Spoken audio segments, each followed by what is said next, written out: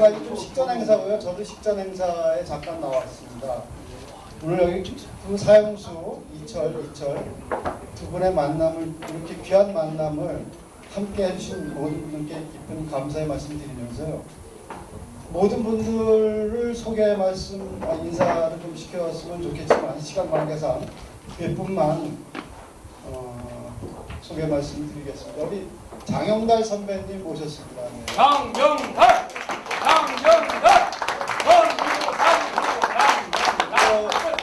대성공단 옛날 주당 위원장 하셨던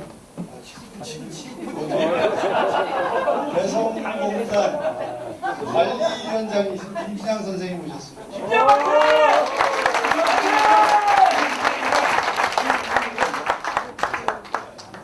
그리고 멀리 카자흐스탄에서 오셨는데 김게르만 알파라비 카자흐 국립대학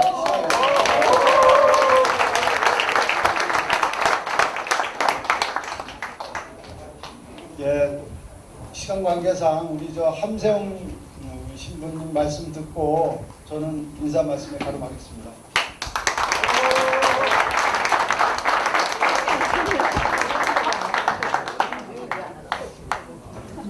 함께하신 모든 분들께 인사드리면서 오늘 정말 고생하셨던 우리 이철 대표, 또 일본의 이철 대표 두 분과 사랑하는 가족들, 또 성희보 선생님, 이 단체를 만드신 모든 희생자들, 순국 선열들, 또 내일이 또 현주인입니다. 이제 모든 그 젊은이들 마음속에 모시고 잠시 또 특별히 제1공포 희생자들 정말 가슴이 아픈데 모든 분들 전세 흩어져 있는 우리 모든 동포들 마음속에 모시면서 잠시 한 몇 초 동안 묵념 기도 올리겠습니다. 묵상합시다.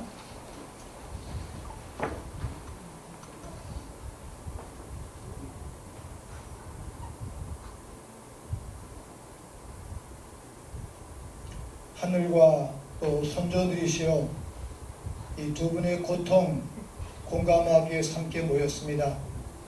끝있는 저희 후학들, 동지들에게 힘을 주시어 아름다운 은총의 삶을 살게 해주십시오. 그리고 어려운 우리나라 잘 될 수 있도록 힘껏 힘을 모아 노력하도록 이끌어 주소서.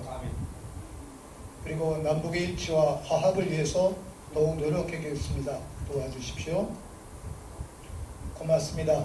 네, 사전 행사로 우리 전문의들이 정말 사물놀이를 했는데 특별히 외국인들도 계셔서 이게 정말 국제 잔치구나 이런 생각하면서 묵상했고 다문화에 대한 높은 이해 항상 이렇게 간직합니다.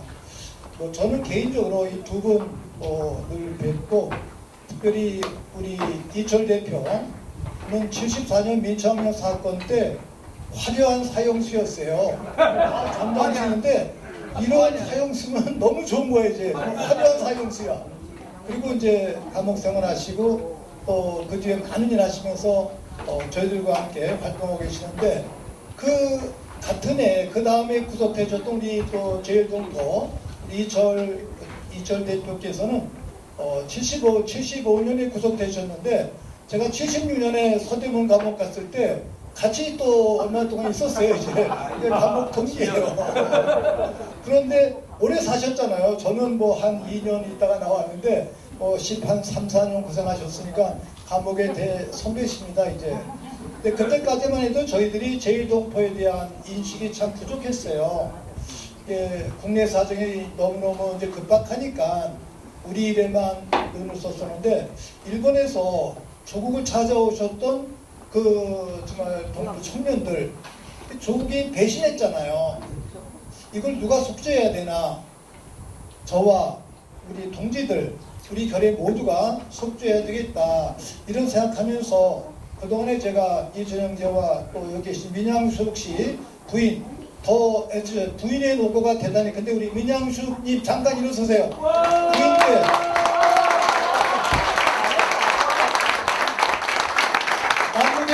남북의 모든 여성들과 세계 어머니들께 존경과 사랑을 포함해서 드립니다. 이제 그 다음에 우리 또 민양숙 씨 어머니 조만조 여사님 정말 사위를 위해서 목숨을 걸 뛰셨어요.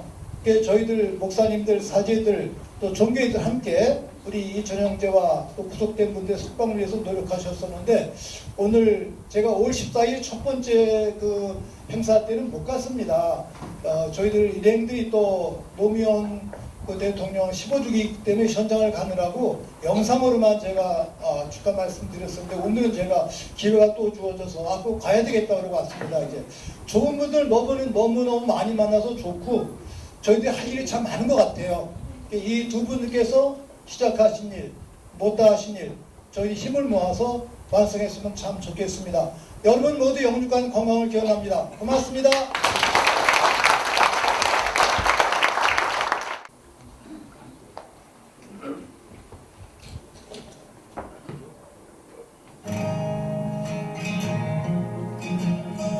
안녕하십니까. 저는 민주항로의 사형수 이철, 아니 서로의 이철입니다. 꼬박 반세기가 지났군요. 민청항로의 1974년, 그리고 제일동포 간첩단 사건이 1975년, 이 터무니없는 조작 사건으로 우리는 사형수원한 불의 도장을 받았습니다.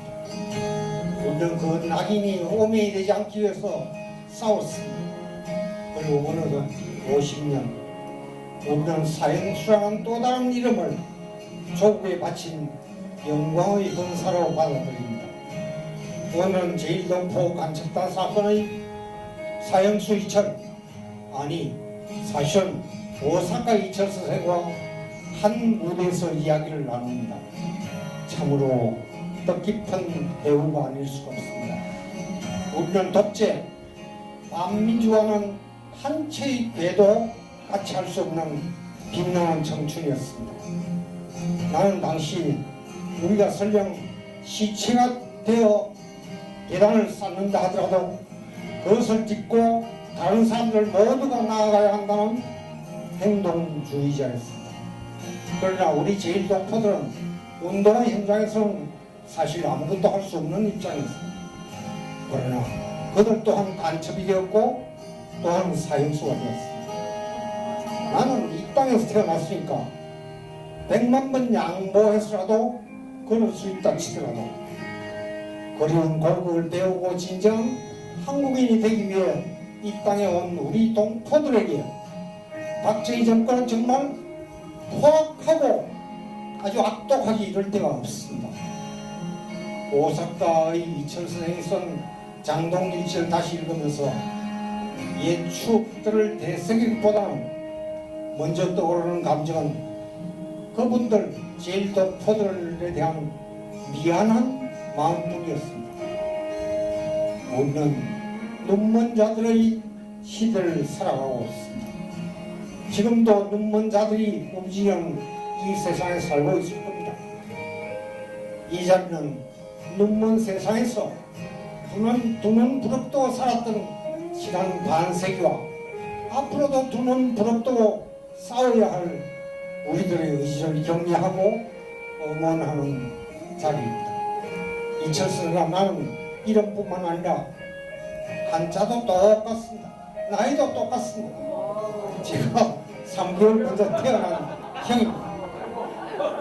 말을 그렇게 재미있게 못하는 것도 아마 비슷합니다.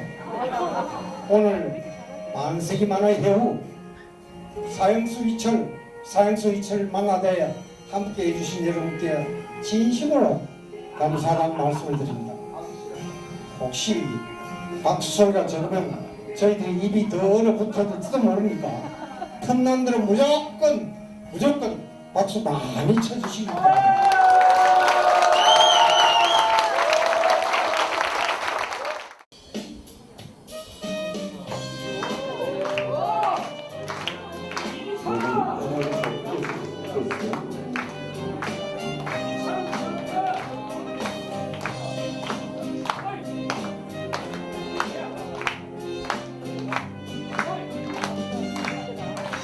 나는 여기서 떠났다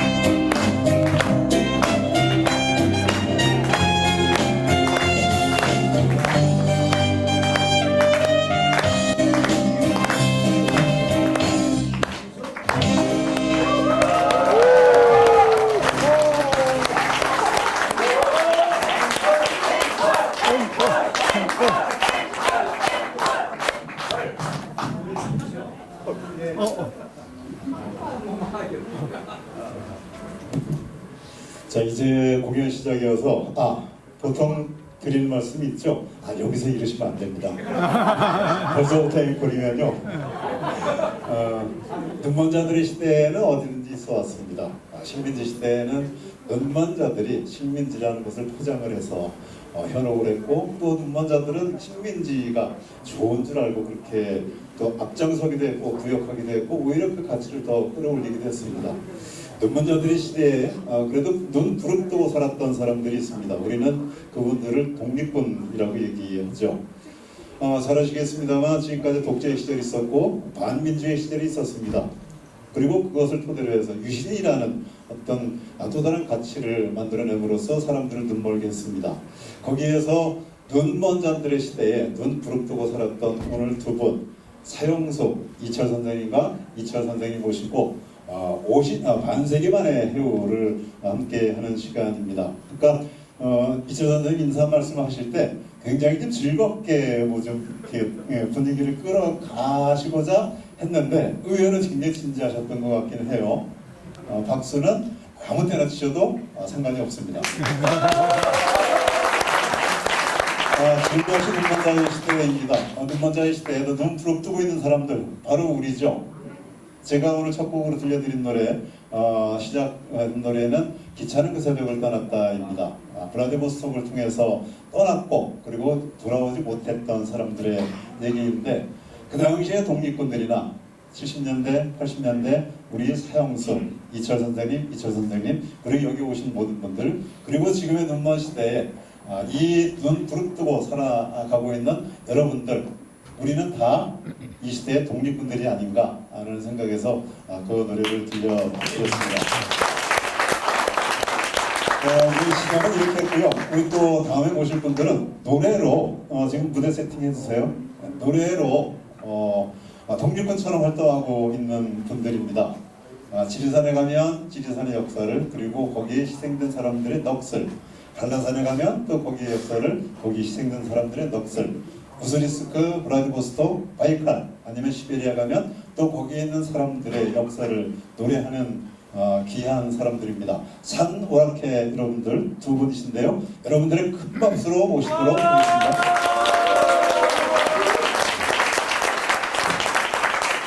지성거모 저는 항상 그렇게 기억을 하고 있습니다. 저희 산오라키인데요, 잘 모르실 겁니다. 그래서 일단 첫 번째 노래 하나 부르고 나서 저희 팀 설명해 드리겠습니다.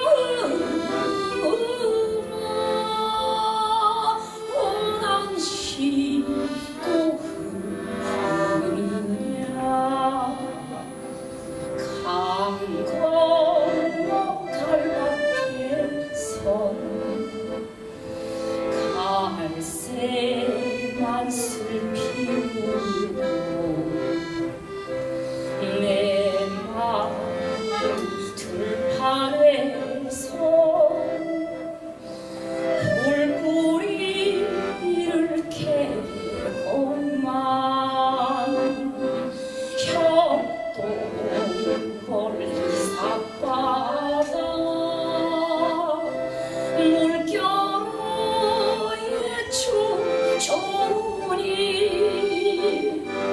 임진강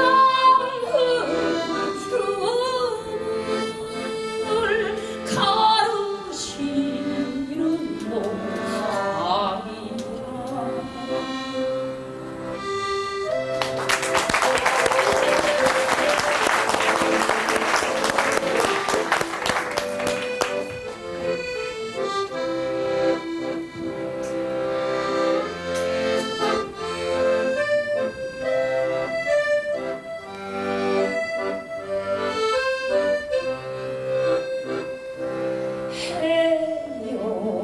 헤어진 우리 겨에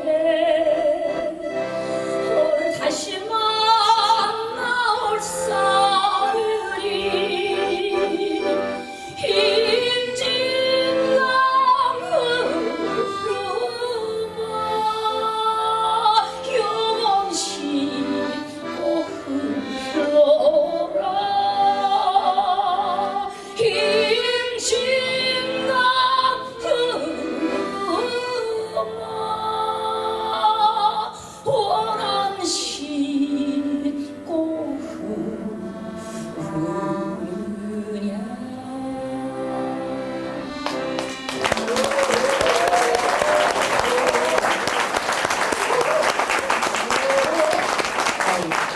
이거 진짜 밖에서 다들 걱정하시더라고요. 이렇게 많이 오실지 몰라가지고 이 준비를 혹시 조금 불편하게 느끼실까봐 되게 걱정하시는데 괜찮지요? 네. 저는 이번에 대륙학교 15기로 들어온 새내기 신입생입니다. 대륙학교 아시는 분들도 계시겠지만 모르시는 분들도 계실 것 같아서요. 많이 아마 계실 텐데 옆에 우리 아코디언 연주하시는 선생님은 13기인가요? 예? 9기요? 예, 그 정도 차이 납니다. 실제 나이가 한 6살 정도 차이 나는데요. 딱 그렇게 어떻게 맞췄네요, 저희가. 네, 9기시고요. 저는 15기입니다. 반갑습니다.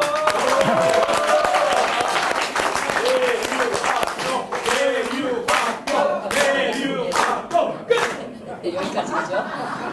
그래서 저희가 두 번째 곡을 불러드릴 텐데 산오라케는 원래 보통 이제 빨치산 노래를 부르는 단체 이렇게 이야기 많이 합니다. 일제시대 때 그 독립운동을 했던 그분들이 불렀던 그 노래, 산에서 불렀던 노래 역사부터 시작해서 근현대사 속에서 산으로 올라가서 투쟁을 할 수밖에 없었던 사람들이 불렀던 노래, 그런 노래들을 발췌하고 기록하고 또 이렇게 불러드리는 그런 활동들을 하는데요. 원래는 세 사람이 완전체인데 한 분이 오사카에 계십니다. 네, 그래서 가끔 한 분이 이제 들어오시면 저희가 완전체로 공연을 하는데요. 어쨌거나 이제 셋이서 같이 처음으로 해외여행을 갔던 것이 우스리스크였습니다. 네, 우스리스크에 가서 그때 이제 그 추수감사절이 아니라 뭐라 그러죠? 추석. 예, 추석에 저희가 이제 초청이 되어서 공연을 하게 되었는데 그때 수입분 강변에 있는 이상설 유허비에 가서 그 주변의 경관과 그 가을의 풍광 그리고 그 독립운동을 하다가 돌아가신 그분들의 넋을 그리고 그분들의 그 의지, 생각을 생각해 보면서 그 노래를 만들게 되었습니다. 그래서 우스리스크 편지라는 곡을 들려드리겠습니다.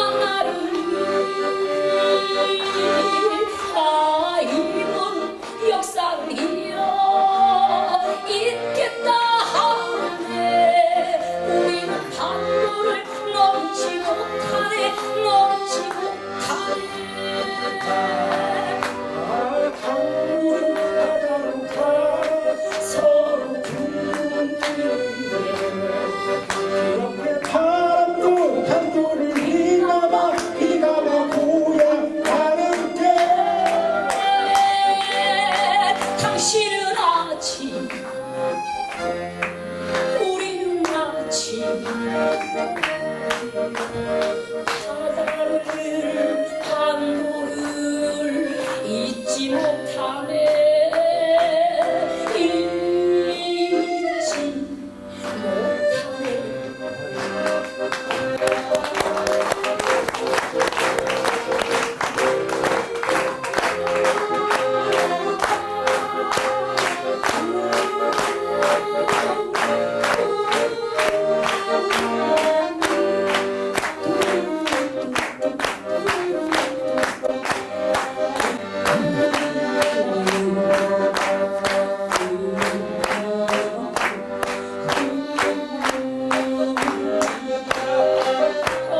강물에 실린 바람은 동해를 가리 동만주 정신 도망가를 만나리 이번 역사를 이어 있겠다 하네 우리는 판도를 넘지 못하네 넘지 못하네 강물은 하나를 다 서로 부둥키는데 그렇게 바람도 판도를 휘감아 고향 가는데 당신은 아지 우리는 아지 바다를 판도를 잊지 못하네 잊지 못하네 바람은 역사를 잊지 않겠네 잊을 수 없네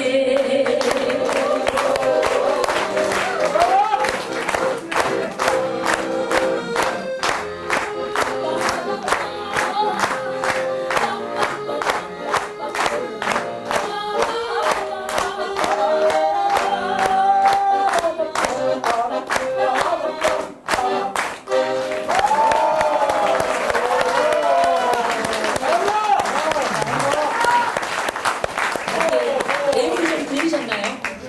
어떤 내용이 좀 들리셨으면 됐을 것 같고요. 황희쌤 어떻게 제가 동작을 좀 늘어놓을까 어떻게 괜찮습니까? 네, 원래 제가 이런 노래 전공이 아니라 판소리 전공이어서 몸 움직임이 굉장히 둔한데 이 노래 부르려고 좀 요즘에 많이 노력하고 있습니다. 네, 그렇고요. 이제 마지막으로 들려드릴 곡은 여러분들과 함께 부르고 싶어서 선곡했습니다. 찔레꽃이라는 곡인데요. 이 곡의 이제 가사에 보면 북만주 북간도라는 가사가 나옵니다. 원래 이 곡을 만드셨던 분이 이렇게 만주 지방에 있는 우리 그 독립운동가들이나 또는 고려인들의 삶을 보면서 그분들을 좀 위로하기 위해서 이 따뜻한 남쪽 나라, 네, 그 고향을 그리는 마음으로 이 곡을 만들었다고 합니다. 그래서 저희들이 산오라케 곡으로 이 곡을 가끔씩 이렇게 부르는데요. 여러분들 같이 부르면서 저희 마무리하겠습니다.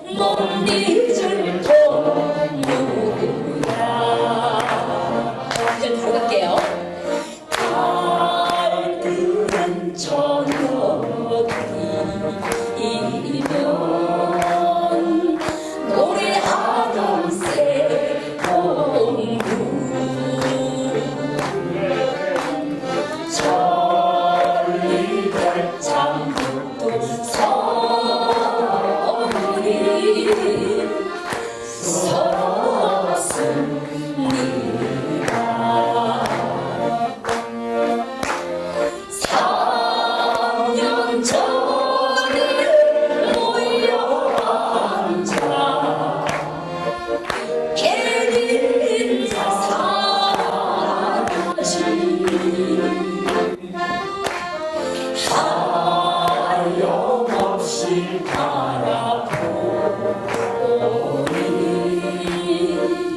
즐거운 시절아. 간주 한번 들어가겠습니다. 우리 쉬고.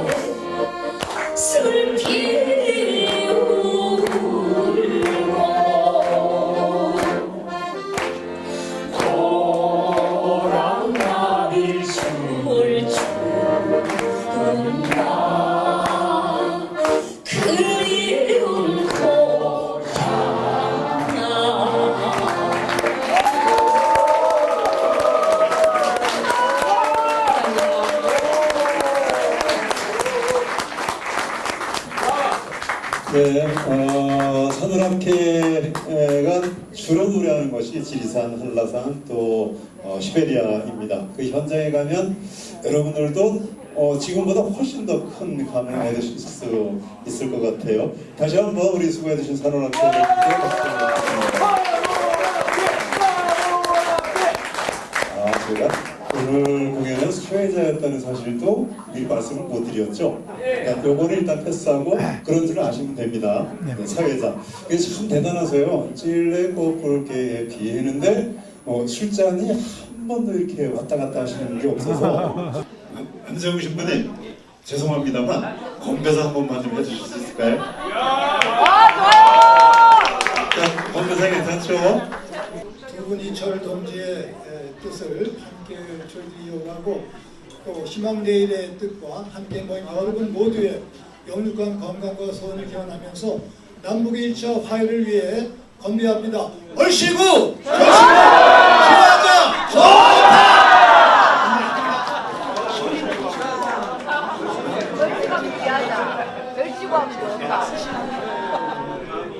네, 일단 맛있게 드십시오. 여러분들 혹시 그거 아시죠? 사람 중에서 제일 좋은 사람은 나에게 잘해주는 사람. 꽃 중에서 제일 이쁜 꽃은 내 앞에 있는 꽃. 술 중에서 가장 맛있는 술은 지금 마시는 술. 네, 불행히도 저의 손에는 술이 없습니다. 그렇다고요. 자, 이제 계속 진행을 하도록 하겠습니다. 가장 작은 벌레도 그리고 가장 큰 대륙도 이분의 가슴 속에 들어가면 모두가 시가 됩니다. 대륙학교를 통해서도 그렇고 여러 가지 활동들을 통해서 민중의 시, 대륙의 시를 쓰시는 공강규 시인 나오셔서 오늘 직접 선정해 주신 시를 낭송하시겠습니다. 차분한 마음으로 들어봐 주시면 좋겠습니다. 자, 한 박수 부탁드립니다.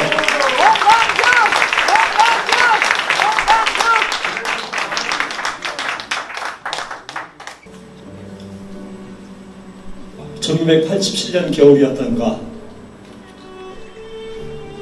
아버지가 돌아가시고 유품을 정리하는데 벽장에서 선거 운동원 증서가 나왔다.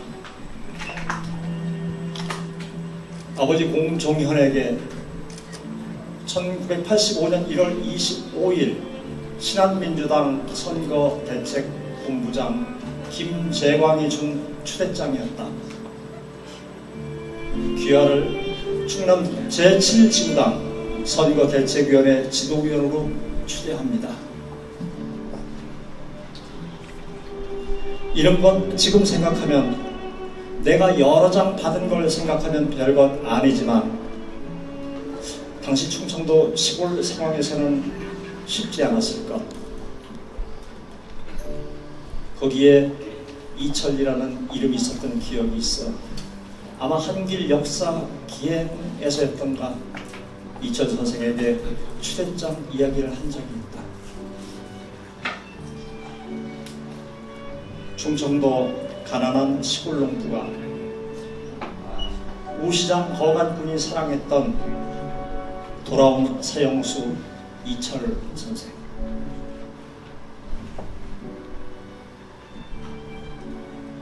민족 평화를 위해 싸우고 노력한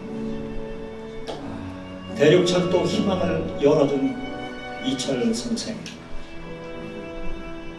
감사하고 존경하고 내가 부족해서 미안하다.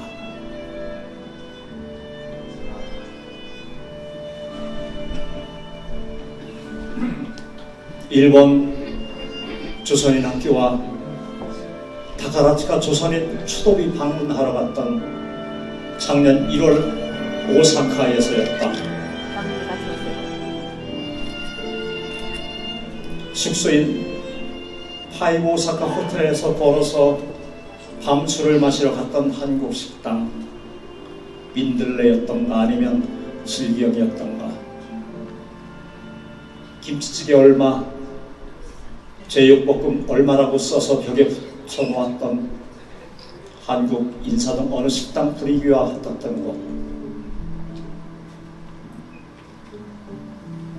책장에 백제 왕인 박사 책이 있어 뒤적이다 이철 선생을 다룬 잡지를 봤다. 제1동포 유학생 간첩단 사건 2000. 한국에 유학 와서 연애하다 간첩으로 조작되어 13년간 고된 징역살이를 한 서영수 이철 선생. 다음날 조선인 노동자 영가를 모시고 있는 일본철 만복사 앞 제1한국조선인 동지들과 사진을 찍으면서 이철 선생처럼 엮이지 않을까 두려워했다. 이 못된 분단 스트레스. 조국이 못나 죽을 고생을 한 이철 선생께 미안하다. 국가폭력에 평범한 일상이 무너졌던 이름이 같은 두 사람, 두 서영수. 조작진 제1동포 유학생 간첩단 사건, 제1 서영수 이철. 모함된 전국 민주청년 학생운동연맹 시국 사건, 돌아온 서영수 이철.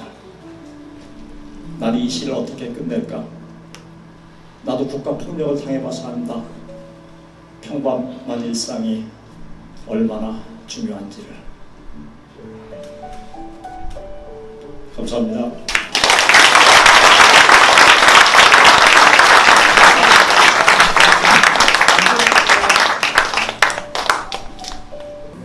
남용에서 인권을 유린하고 고문하고 이랬으면 오늘날 김기춘이가 이 자리에 앉아있을 수 없어요.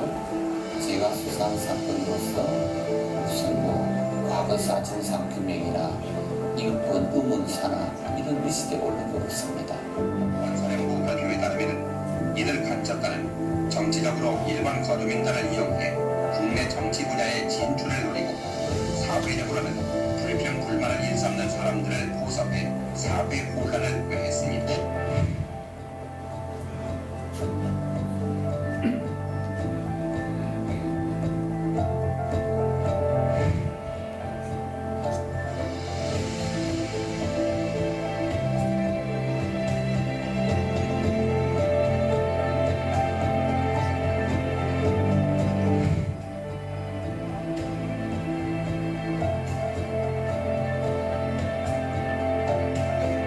그때는 어딘지 몰랐지만 남산 지하실에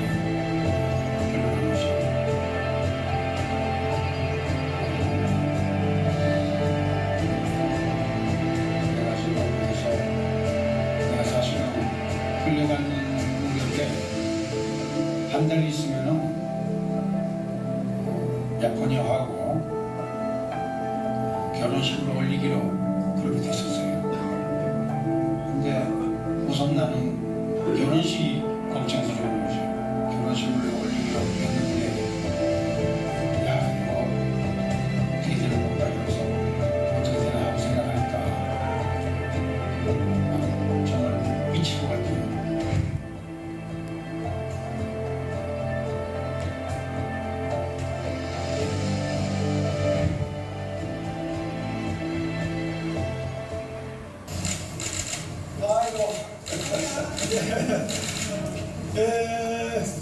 상고 검사의 상고를 기각한다고 했습니다. 아, 그래요? 네.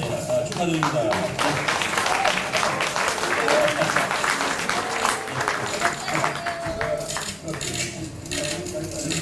네, 한 소감 한 말씀 해주시죠. 아이고, 당연히 뭉쳤지. 예. 그래도 이 소리를 들을 때까지 40년 걸렸습니다.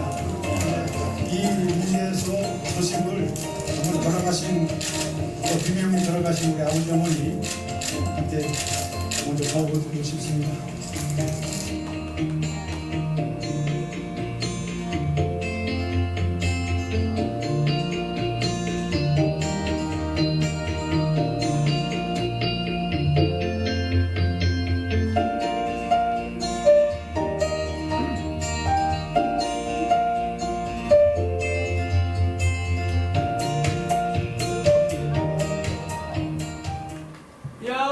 죽었던 사람들이 우리는 이런 일을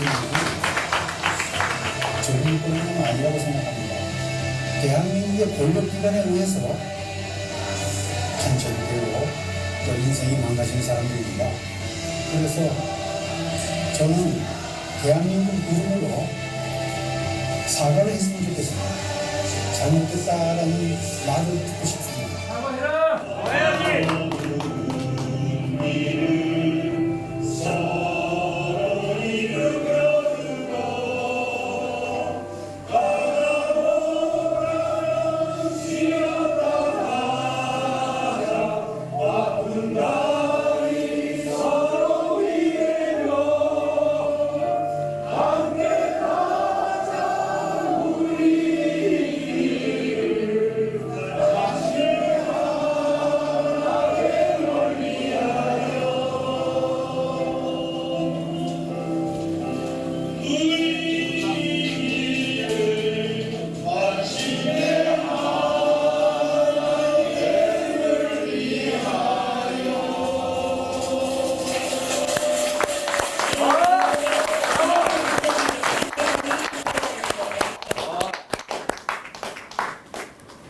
반세기 만의 만남, 두 분 이철 선생님이 공식적인 자리에서 첫 만남을 가지시고 여러분들은 증인이 되십니다. 오늘 공연 해후의 주인공 두 분을 지금까지는 전혀 듣지 못했던, 여러분들도 쳐보시지도 못했던 그런 박수로 한번 맞아주실 수 있겠습니까? 네, 큰 박수 부탁드립니다.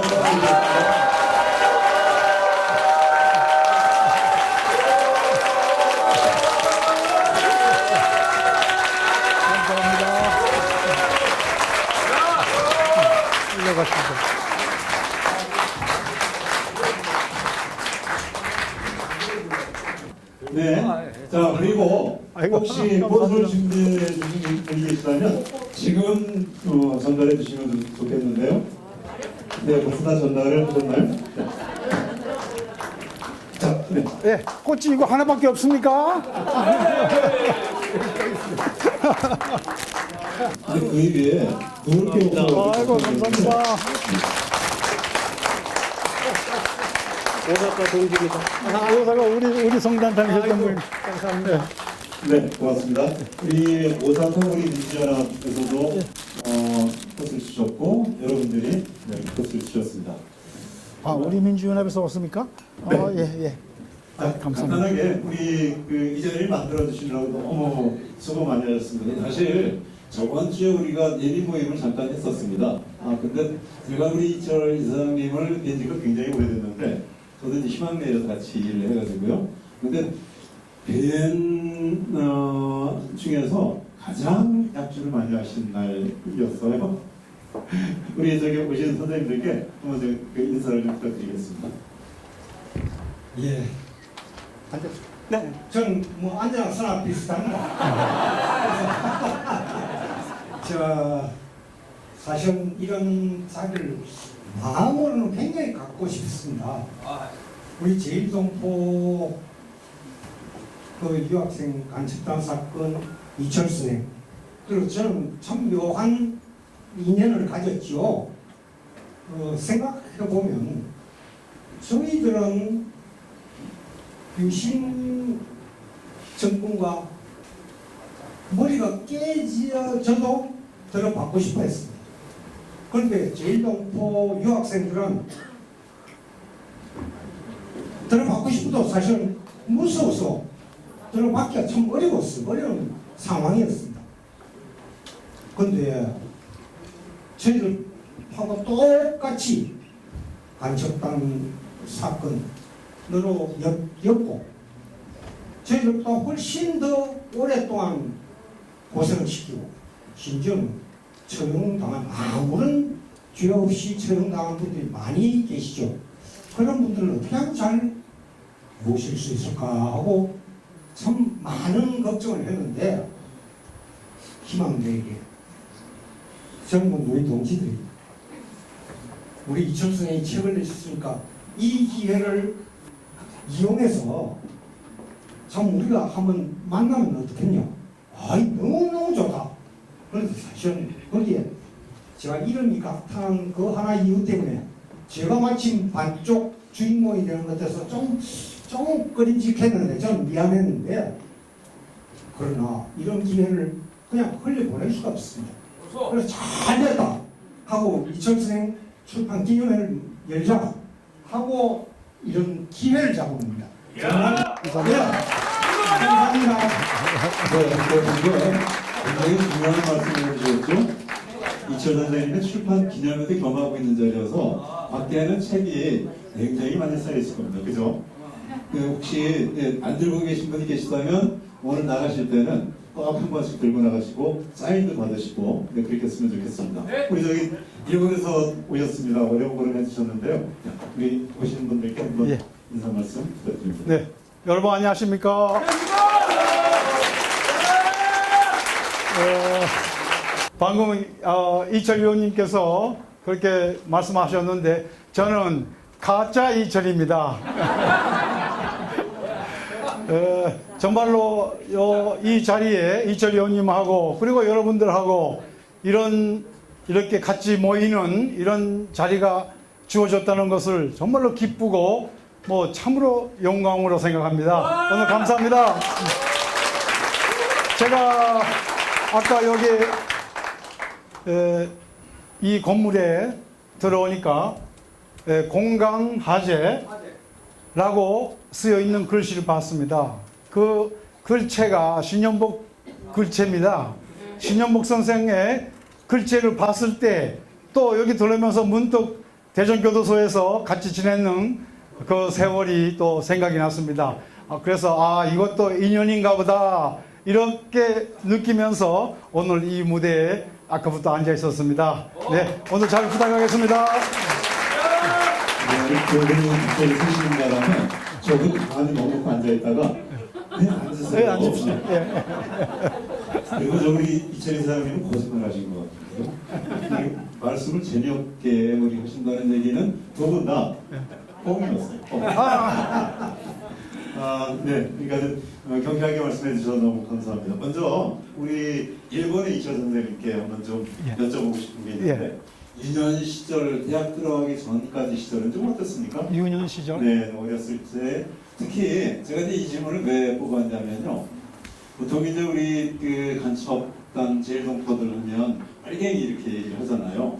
그런데 통상 우리 이제 청년 계열에 계신 분들은 그런 오해를 굉장히 받으실 만한 소지가 좀 있긴 합니다만 우리 대부분의 우리 제일동포 유학생 선생님들은 민단에서도 오신 분들이 많이 있잖아요.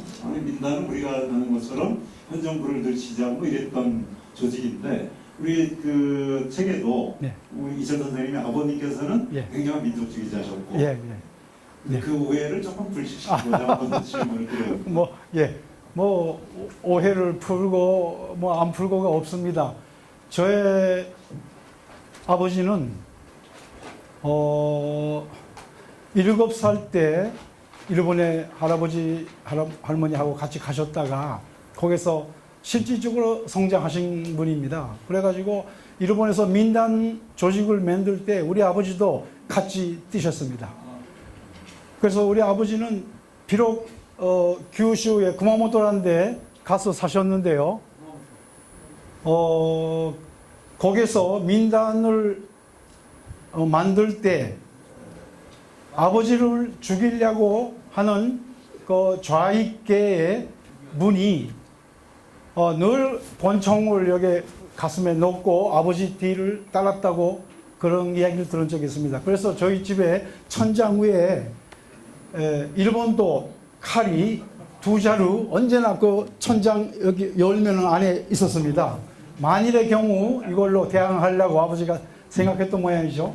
근데 우리 아버지는 정말로 아버지가 제일 싫어하는 이름이 김일성이었습니다. 그만큼 아주 철저한 반권주의자고 반총련이었는데 그런 사람의 아들을 어떻게 간첩으로 넣었습니까? 저희들은 진짜 이만할 때, 쪼맨할 때부터 우리 6남매가 이제 1년에 한 번씩 무릎을 꿇고 다다미방에 앉아가지고 아버지 앞에 딱 앉아가지고 그 우리 앞에 사진을 대여섯 장 이렇게 펴놨어요. 근데 아버지가 요만한 막대기로 그 사진을 가리키면서 이분이 안중근 선생이다. 그리고 이분은 안중근 선생 부인 이름은 마리아. 그리고 이분은 아들, 큰아들, 작은아들 이런 식으로 설명하는 걸 어릴 때부터 뭐 해마다 들었습니다. 그래서 저희들은 아무것도 모르니까 예 하고 지냈는데 그때 안중근 선생 부인이 이름이 마리아라고 하니까 전 한국 여성들은 참 이름도 이상하다. 마리아라니 하는 그것이 지금도 계속 이때까지 계속 남아 있었습니다. 근데 그 마리아는 사실은 안중근 의사의 어머님의 이름이고 안중근 의사님 부인은 아내스였답니다. 아내스. 근데 우리 아버지가 착각해가지고 마리아라고 했는데 저도 계속 마리아인 줄 알았죠. 어쨌든 그러한 걸 지금도 생생히 기억하고 있고요. 그리고 또 하나 제가 조금 커서 중학교인가 고등학교 다닐 때 아버지가 계시는 민단 히데요시 지부가 박정희 대통령한테서 표창장을 받았다는 말이 있었습니다. 그런데 우리 아버지가 표창장 받았다는 것은 자랑하면서 동시에 우리한테 뭐라고 하셨는가 하면은 너희들은 절대로 박정희를 믿지 마라. 박정희는 빨갱이라 언제 김일성한테 나라 팔아먹을지 모른다. 그러니까 언제나 조심해야 된다. 이런 이야기를 직접 하셨어요. 근데 저희들은 아니 박정희가 빨갱이는 이게 무슨 말이냐 하고 그때는 전혀 알지도 못했는데 나중에 커서 그 내막을 조금 알았습니다.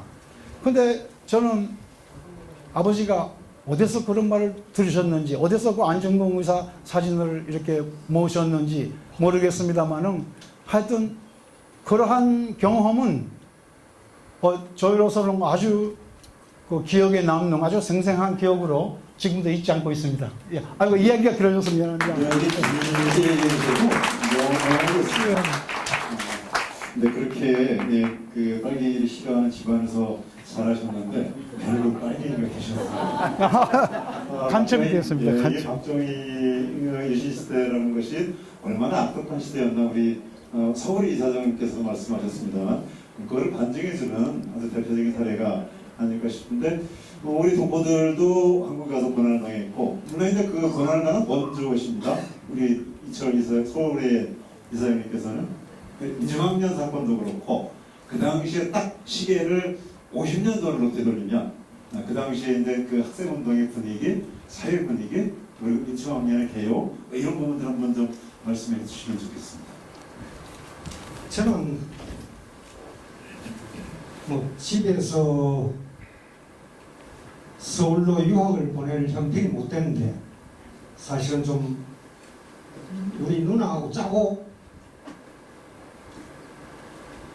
우리 둘이 서울 가서 무조건 공부를 우리 그 돈을 벌어가면서 유학을 하자 하고 작당을 해서 부모님 몰래 서울의 경기고등학교 원서를 지원했습니다. 그래서 그 부모님한테는 나중에 원서가 양쪽 다 학교가 다 마감이 되고 난 후에 사실은 부산고등학교 원서를 넣지 않고 경기고등학교 원서를 넣었습니다. 하고 고백을 했는데 부모님으로서는 어쩔 수 없었죠. 그래서 서울에 이제 그 상경원에서 유학을 했는데 그때부터 저는 사회의 부조리에 눈을 떴습니다. 입학을 하고 보니까요, 한 반에 정원이 60명이었던 것 같은데 65명, 70명 가까운 학생이 있는데 정원 외에 들어온 친구들이 분명히 있는데 누군지는 몰라요. 그런데 보니까 전부가 재벌집 아들들이 줄줄이 와 있습니다. 우리나라에 이름 난 재벌들은 다 있습니다. 근데 그 재벌들 아들들이 들어온 가격의 돈이 부정입학의 대가가 그 당시에 체육관 하나를 지어주고 그랜드 피아노, 그때 그랜드 피아노가 굉장히 비쌌습니다. 그걸 하나 별도로 준다는. 그런데 저희 어린 마음에 느낄 때는 체육관 지어주는 지금으로 본다면 한 300억 정도 되지 않을까요? 500억이 될지 모릅니다. 몇백억 대의 돈은 아마 청와대로 가는 걸 거고 그랜드 피아노 그 당시에 그때 돈으로 2~3천만 원 한다고 하는 건데 지금은 아마 몇억 되겠죠. 그 돈은 교육감이 먹는 거구나 하고 생각을 했습니다. 그렇게 참 터무니없는 돈을 받아먹고 뒷문 입학시키는 이 대한민국. 그러고 보니까 완전히 아버님같이 열심히 교직에서 땀 흘려 일하는 그런 분들은 애들 교육을 시킬 돈이 없는 겁니다. 애들 밥을 제대로 먹일 돈이 없습니다. 근데 이 사회는 틀렸다 하고 생각하고 나머지는 이제 그때부터 공부를 하기 시작했고 그 부조리한 이 사회를 글로서 표현하겠다고 나름대로 글을 쓰고 있습니다. 근데 이제 대학에 뭐 좀 늦게 들어갔습니다. 한참 방황을 하다가 대학에 들어오고 나니까 박정희 그때 삼성기업을 한다. 그때부터 저는 머리를 싸매고 이제 삼성기업 반대 데모에 앞장섰습니다. 그리고 그 다음 또 곧 이어 유신을 한다. 유신 이건 박정희 혼자 뭐 영구 집권을 하겠다. 죽을 때까지 하겠다. 아마 그때 박정희가 김재규 장관이 총을 맞고 죽지 않았다면 아마 지금의 북한하고 똑같았을 겁니다. 아들 다음 총통과 같은 대통령 만들고 또 손자 만들고 아마 그랬겠죠. 뭐 그건 다른 방법이 없을 테니까. 그런데 우리의 싸움 그게 시작됐고 그게 바로 민청상년 사건이었습니다. 전국 각지에 있는 대학을 연결해서 동시다발적으로 집회를 하면 군대와 경찰이 막을 수 없이고 마침내 유신 독재 정권도 항복하지 않을 수 없는 그런 골목 막장으로 몰아붙이겠다 하는 그런 대규모의 학생 민중 시위를 기도한 것인데 그걸 북괴의 조정을 받고 조총련의 또 자금지원을 받아서 반정부 폭동을 일으킨 것이다 하고 저희들 완전히 빨갱이 집단 그렇게 만들었고 그런 분위기가 결국은 뭐 엄청난 국내의 또 저항을 받고 국제적 저항을 받았습니다.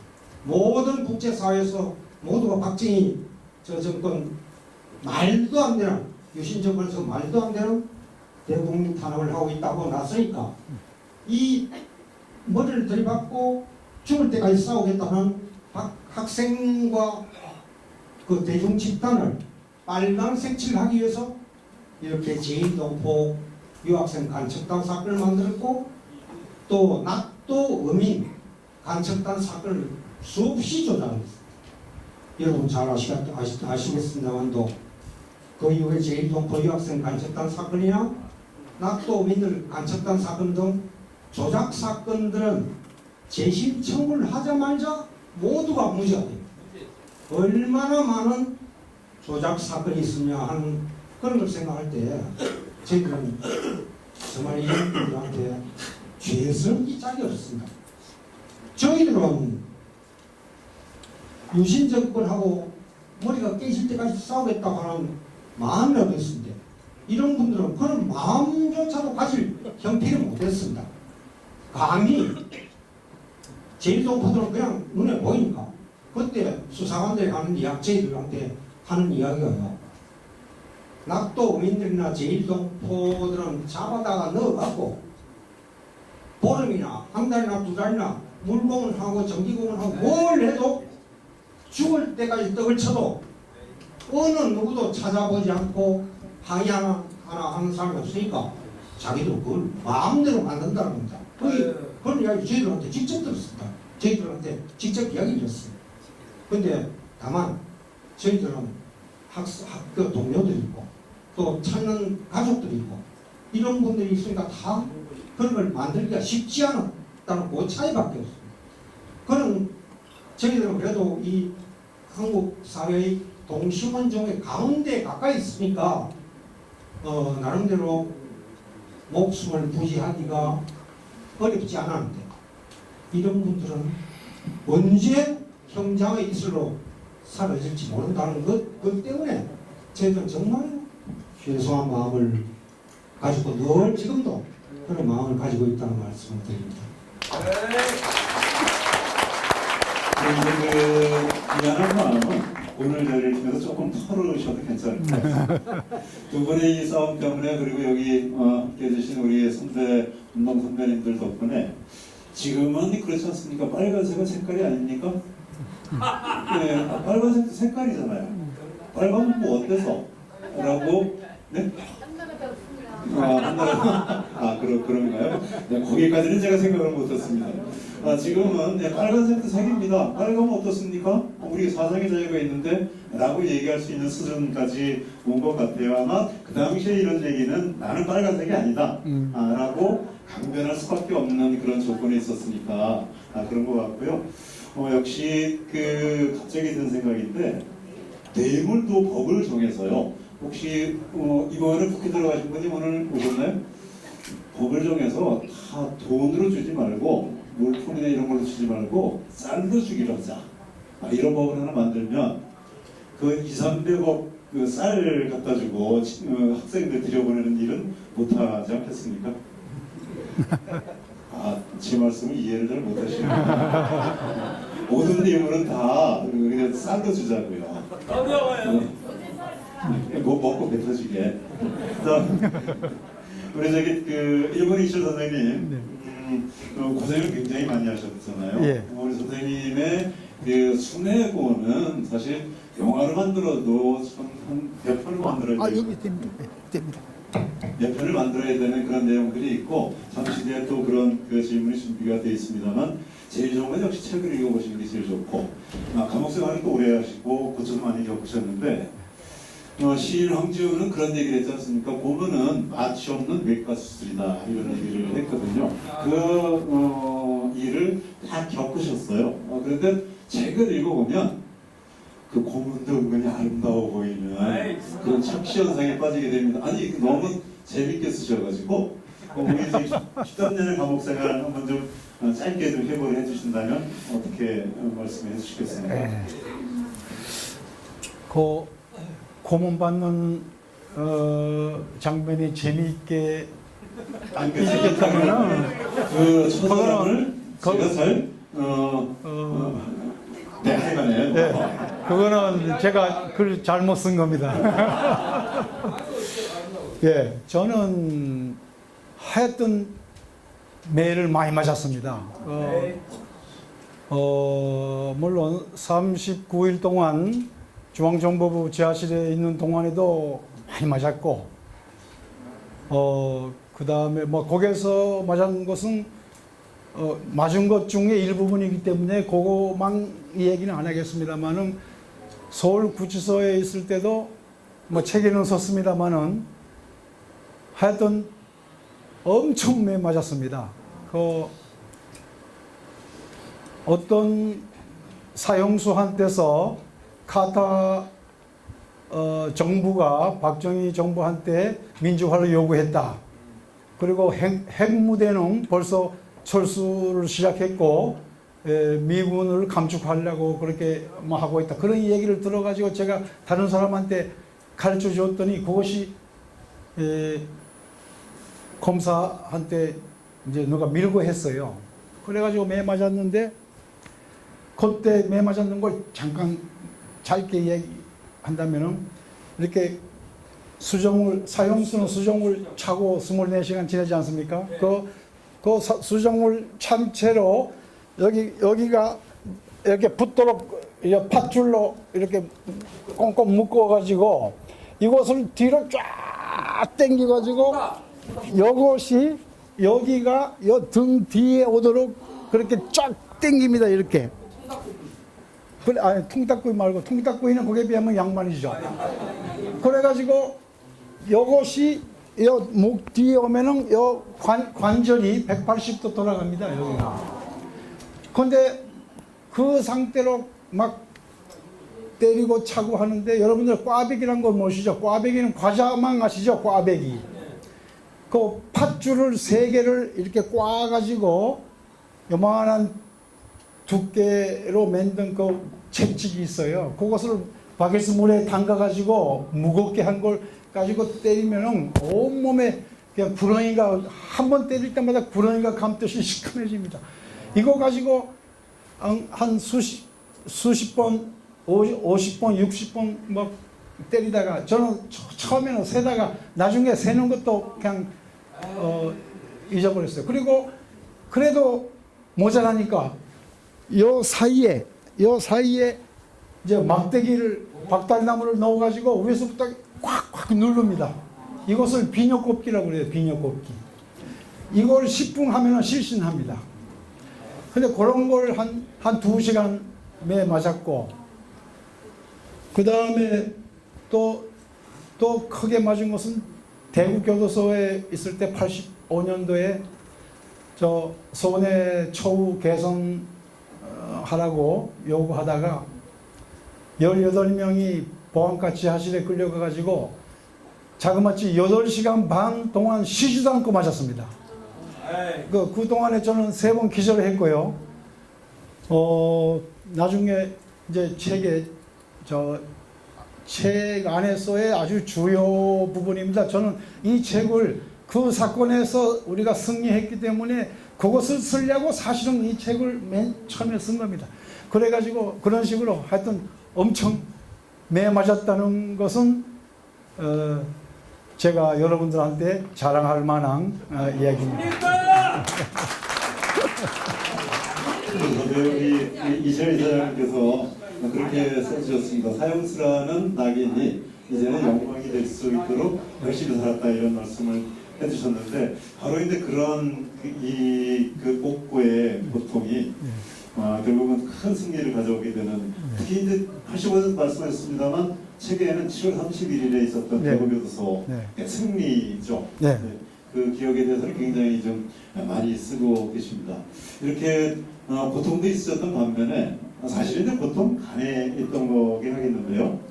우리 그 교도소 내에서도 수많은 분들을 많이 만나셨어요. 네, 그 교도소에서 만났던 인연들이 있으시다면 혹시 생각나시는 이름들이 있을까? 먼저 이철희 의원님은 말씀 안 하시고 저만 하니까. 주인공. 저는 제가 13년 징역살이 하는 동안에 그것도 그냥 13년이 아니고 사형수 시절이 3년 6개월 있고 그다음 무기수 시절이 2년 있고 그 다음에 징역 20년형으로 돼가지고 또 몇 년 있고 해서 그 여러 가지 내용이 조금씩 다르기 때문에 그 동안에 많은 분들을 만날 수 있는 기회가 있었습니다. 제가 사형수 시절에 만난 분들 중에는 뭐 많은 분들 돌아가셨습니다만 이영희 교수님, 그 다음에 김지하 시인, 그리고 무엇보다도 여기 함세원 신부님, 그 3.1 구국선언문 그 발표로 들어오신, 직접 말씀을 나누지는 못했습니다만은 저 먼 데서 그분이 함세원 신부님이란다 하는 거 제가 한 몇 번 봤습니다. 예. 그리고 제가 있던 방을 갑자기 다른 방으로 옮겨라 해가지고 왜 이상하다 해서 어쩔 수 없이 전방을 갔는데 내가 있던 방에 김대중 선생이 들어오셨어요. 예. 뭐 그런 것도 있었고요. 김대중 선생은 그 당시부터 하얀 지팡이 짚고 그렇게 걸어가셨습니다. 그리고 저 멀리서 병사에는 또 모니카 목사님이 계시고 운동하시는 걸 여러 번 봤고요. 그 다음에 대전에 가서는 그 신연복 선생님이 계시는 서예반에 들어가서 한 4, 5년, 한 5년 정도 신연복 선생님하고 같은 방에서 그것도 같은 이불을 뒤집어 쓰고 잤습니다. 그래서 제가 신연복 선생에 대한 책을 쓰려면 아마 그 장동일지의 반 정도는 쓰지 않겠나 하는데 이제 신 선생님에 관한 얘기만 쓰면은 또 안 되니까 한 2페이지, 3페이지밖에 안 썼습니다만은 하여튼 그분에 대해서는 그렇게 지냈고요. 근데 그것보다도 하면 좀 이상합니다만은 제가 2년 몇 개월 동안 대전 육사라는 데가 특별사동이 있습니다. 거기에서 비전향 좌익수들하고 같이 지냈거든요. 그분들 만나면서 알게 되면서 진짜 많은 걸 배웠습니다. 저는 그 민족 분단의 그 아픔을 오롯이 양어깨에 짊어지고 그 지하 깊숙한 아무도 모르는 데서 30년, 40년 동안 살아오신 그 선생님들이 있었구나 하는 걸 제가 알아가지고 정말 큰 감동이라 할까 충격을 받았습니다. 그래서 이분들한테 저는 많은 걸 배웠습니다. 예, 너무 길게 해서 미안합니다. 그런데 20대 빨간 딱지로 계셨죠? 예, 저는 저희들 국가보안법 간첩죄는 빨간 딱지를 붙입니다. 예. 여기 계신 분들 아마 경험하신 분들도 많이 계실 거고. 예. 그때 노란 딱지였습니까? 예, 노란 딱지. 그러니까 제가 그 말씀을 드리려고 하는 건데, 형법으로 그 사형수, 무기수도 아마 포함되죠. 장기수가 되면 파란 딱지를 붙입니다. 그러니까 살인, 강도 이런 경우죠. 그런데 그것보다 좀 더 무서운 그 국가보안법 위반 그 장기수는 빨간 딱지를 붙입니다. 저희들이 들어갈 때까지는 빨간 딱지가 제일 요시찰 대상이었어요. 그런데 저희들이 아마 박정희 유신 때 노란 딱지를 만드는데 그게 아마 그것보다 더 중요한 그 요시찰로 시작을 했던 것 같아요. 우리가 들어갈 때는 노란 딱지를 딱 붙이고 들어가니까 이 수의복, 그 수감자들이 입는 그 수의를 요 위에다가 플라스틱 딱지를 붙여서 그 요시찰 대상자다 하는 표시를 하는 겁니다. 빨간 딱지 근처에는 그 전까지는 들여다보지도 못하게 하고 하여튼 접근 금지 표시입니다. 그런데 박정희 유신 정권이 우리를 집어넣으면서 노란 딱지는 일체 그 목욕도 못하고 운동도 못하게 하고 그 근처에도 얼씨도 하지 말라는 뜻으로 한방 앞에다 붙인 노란 딱지 표시를 붙이고 가슴 앞에 노란 딱지를 붙이게 했습니다.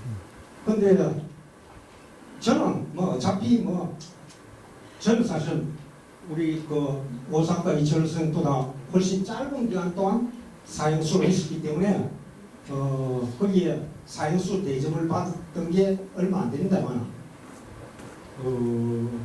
저는 어차피 죽든지 아니면 영원히 나가지 못할 거니까 별로 관계없다 하고 북한에서는 강화도 무장 공비하고도 만나갖고 뭐 어떻게 돼서 진짜 와서 어떻게 뭘 잡으려고 왔어 하고 물어보고 했는데 딴 친구들은 우리 같이 들어갔던 민청학년 동지들이 어이 그 진짜 무장 공비들하고 접촉하지 마라 이렇게 해서 저한테 주의도 주고 했는데 근데 어차피 사형수셨는데.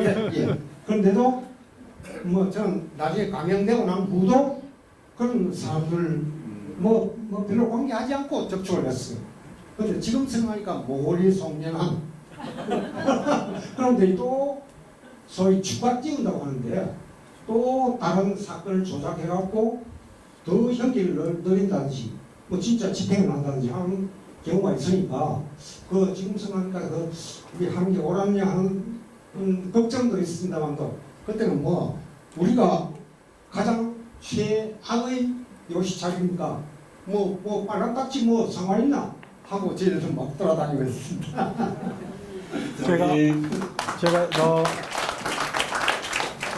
이철 의원님이 사형수였던 이야기를 하시니까 의원님이 나가신 뒤에 조금 있다가 제가 들어갔습니다. 들어가서 또 사형 선고를 받았지 않습니까? 그랬더니 이철 의원이 두 번째 들어온 줄 알고 그 교도관들이 이철이 너 또 들어갔어? 그래가지고 또 사형 받았어?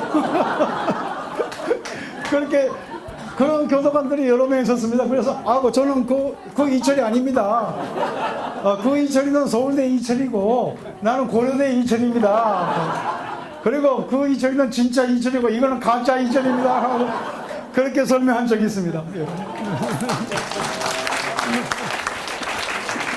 지금부터 소개를 드릴 수 없겠습니다만 두 분께서 성함도 같으시고 지금 생년도 같으시고 예. 그래서 아마 오해를 받으시는 이런 일들이 꽤 있었을 것 같은데 그 얘기는 나중에 혹시 기억이 나시면 듣도록 하고요. 우리 오사카 이철 선생님의 호가 장동입니다. 멋있죠? 긴장자의 동력동자. 근데 왜 장동이 됐는지 한번 설명을 좀 해주실 수 있을까요? 예.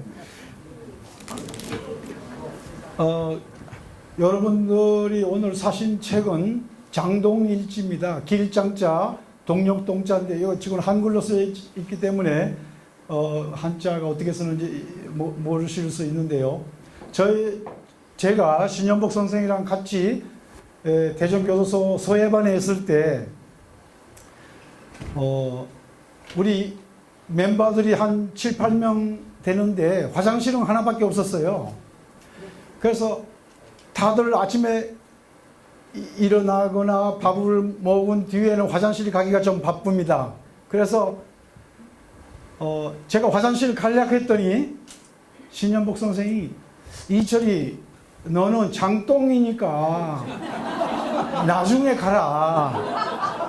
나는 단똥이라 내가 먼저 가겠다.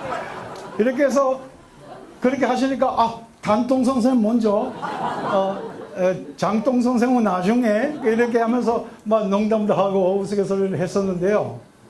그러다가 이제 서예반에서 저희들도 조금 이렇게 연습해가지고 작품을 이렇게 쓸 때 호가 필요합니다. 호.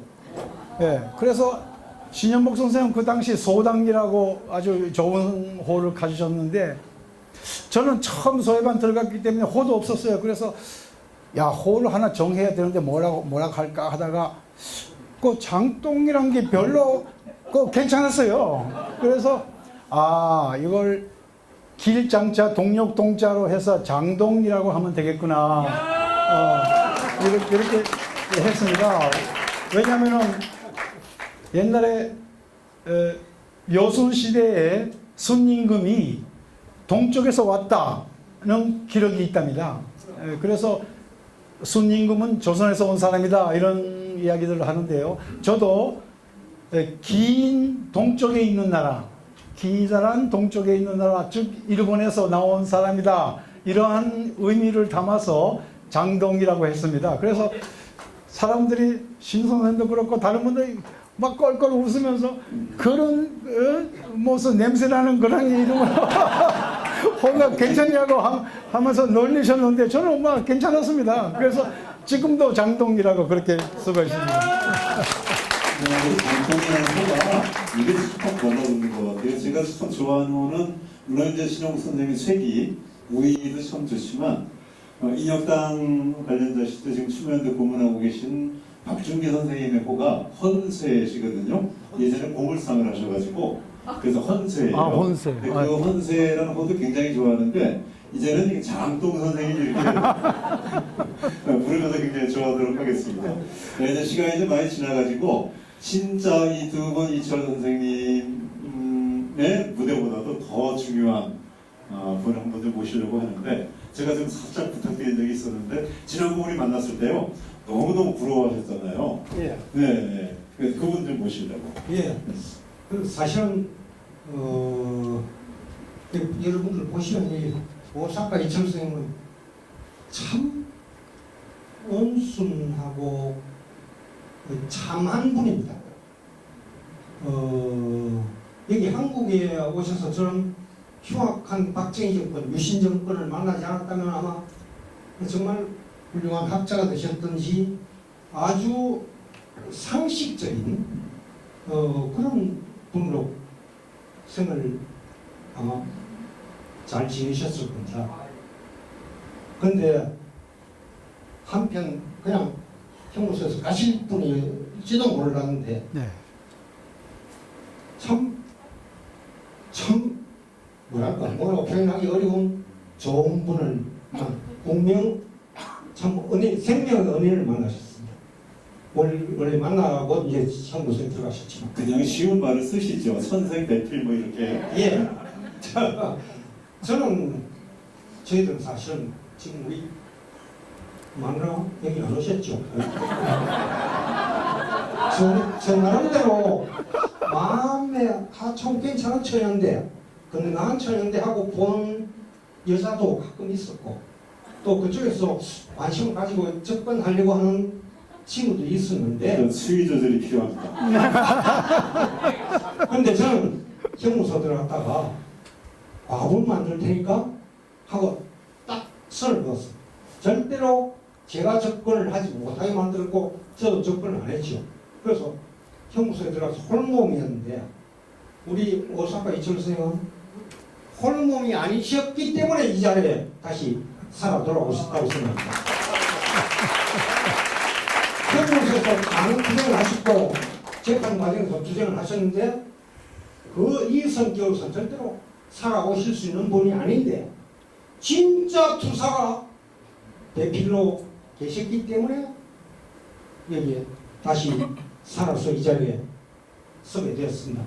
민향숙 선생님 진짜 깡패 진짜 깡패 민향숙 선생님 네, 선생님은 큰 박수로 무대로 모시도록 하겠습니다. 자, 오늘도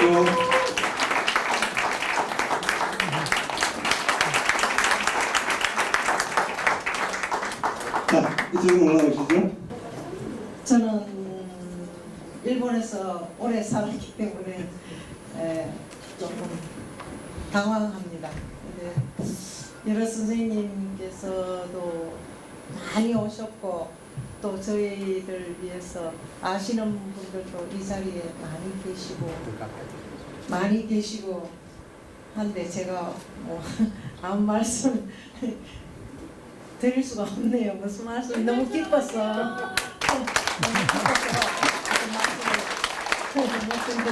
혹시 그 기억나세요? 80년대 중반에 네. 그때 감옥에 계실 때 네. 먼저 제 기억에는 서울대 그 민주광장에서 연설을 한번 좀 하셨을 때 그때 무슨 얘기를 하셨었는지 한번 혹시 기억이 나시나요? 좀 까맣게 잊었는데 기억이 잘 안 나는데 네. 어떻게 처음에 나와서 이분한테 얘기했고 그동안에 일본에서 생활하면서 저희 뭐 애들 키우고 이러느라고 뭐 공장에 다니고 일하고 뭐 이렇게 하니까 그럴 생각 겨를이 없었어요 사실. 그래서 이런 기회에 이 자리에 나온다는 거 굉장히 서투르고 마음이 부담이 가고 했습니다.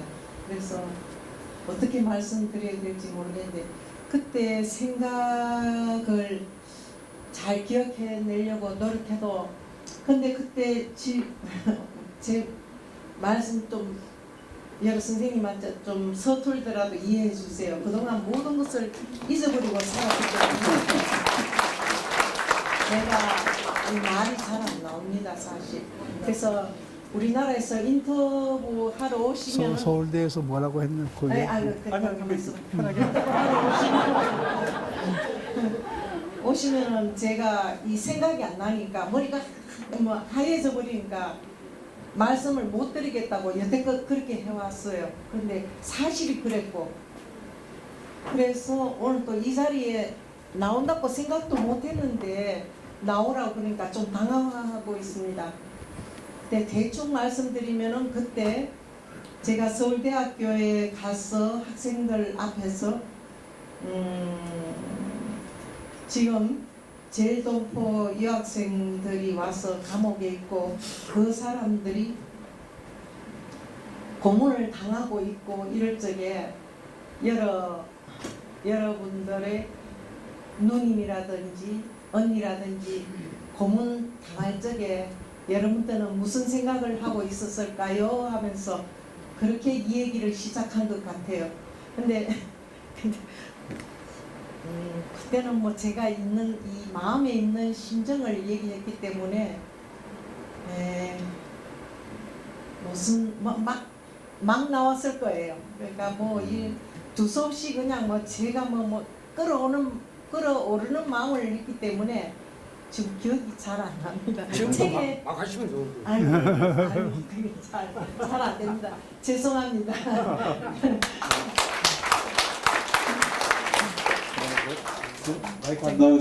나오나요? 제가 기억을 못 하실 것 같아서 네. 그때 연설하셨던 내용이 책에 있거든요. 그걸 잠깐 좀 제가 읽어드리겠습니다.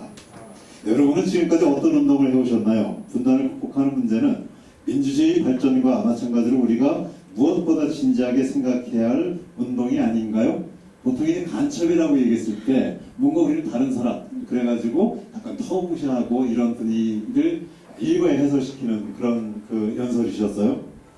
저는 이철 씨와 약혼했기 때문에 그를 기다리는 것이 아니라 그의 성실함과 조국을 향한 진지한 마음을 알기 때문에 기다립니다. 저는 간첩죄로 몰린 사람들이야말로 진정한 애국자라고 생각합니다. 이렇게 말씀하셨다고 적혀 있습니다.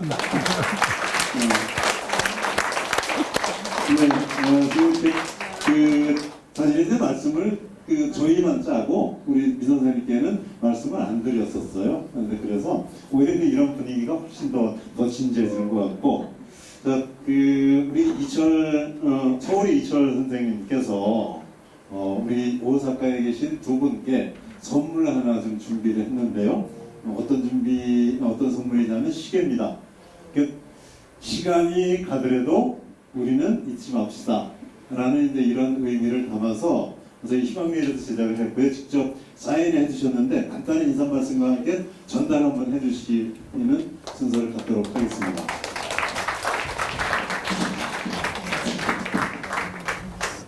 사실 우리 조국의 통일과 민주화를 위해서 저희들보다 훨씬 더 많은 피해를 겪은 분들이 많이 계십니다. 여기만 해도 더 많은 고통과 많은 시간을 보내신 분들이 우리 함성 신부님이나 또 우리 저희들보다 더 젊은 동지들도 많이 계시죠. 그리고 심지어는 그 어려운 고난의 길을 겪으면서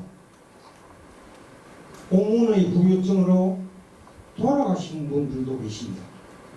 예를 들면 김병곤 동지 같은 분입니다. 참 많은 일을 하시고 세상에 그렇게 좋은 분이 없습니다. 그런 분들도 계셨고 제2의 김병곤, 제3의 김병곤도 많이 계십니다. 또 인혁당이라는 이름으로 처형당하신 8분도 계셨고 많은 간첩 간첩단 사건과 아까 말씀드린 낙도 어민 간첩단 사건들의 피해자도 계십니다. 그 많은 피해자들과 동지들, 마음으로 이어진 동지들 가운데 특별히 우리는 제1동포 유학생 간첩단 사건의 피해자들한테 특별히 너무 미안한 감정을 늘 느끼고 지금도 감사한 마음을 그 말을 길이 없습니다.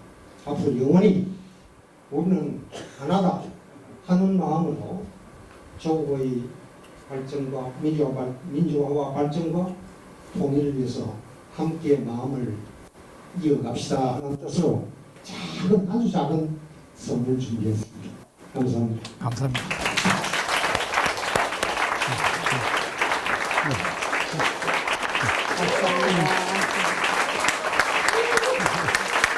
네, 모두에도 저희 마음을 담은 우리 이철성의 마음을 담은 그리고 여기 계신 남국에서 살렸던 모든 분들의 마음을 담은 선물이지 않을까 싶습니다. 자, 그러면 이렇게 좋은 그리고 뜻깊은 또 가슴 깊은 얘기를 전해주신 우리 세 분께 큰 박수를 보내드리면서 자, 고맙습니다. 고맙습니다. 감사합니다. 예.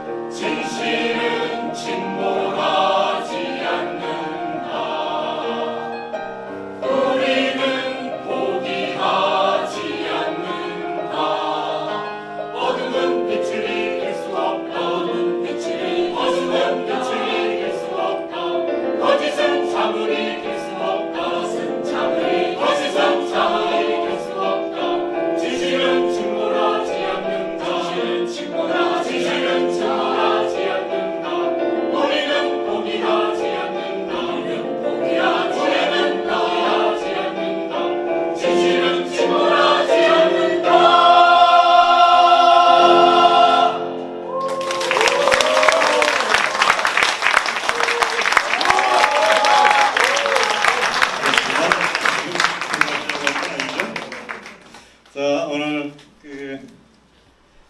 여기로 참관의 앵콜을 듣기 전에 마무리 닫고 앵콜을 듣도록 하겠습니다. 덴마크 시인 라스무센의 시가 떠올라집니다. 나를 두렵게 하는 것은 고문 가해자가 아니다. 나를 두렵게 하는 것은 죽음을 부르는 라이플 총신도 아니다. 나를 두렵게 하는 것은 무자비하고 무감각한 눈먼 시대의 냉담이다. 이런 시를 떠올리게 됩니다. 그러나 우리는 냉담하지 않습니다. 지금 아무리 눈먼 시대에 살고 있더라도 눈을 부릅뜨고 살았던 우리의 선배들이 있기 때문에 그렇습니다. 오늘 여기 계신 분들은 다 눈을 부릅뜨게 사시는 분들이고, 눈을 부릅뜸으로 인해서 겪어지는 고통들은 얼마든지 우리 후세를 위해서 감당할 수 있을 거라고 생각합니다. 그리고 또 오늘 귀중한 이름 이철 두 분의 이름을 통해서 서로가 격려하고 응원하는 시간이 되었기를 바랍니다. 오늘 두 분 반세기의 만남 해우는 6.15 창단의 앵콜을 드리면서 마치도록 하겠습니다. 고맙습니다.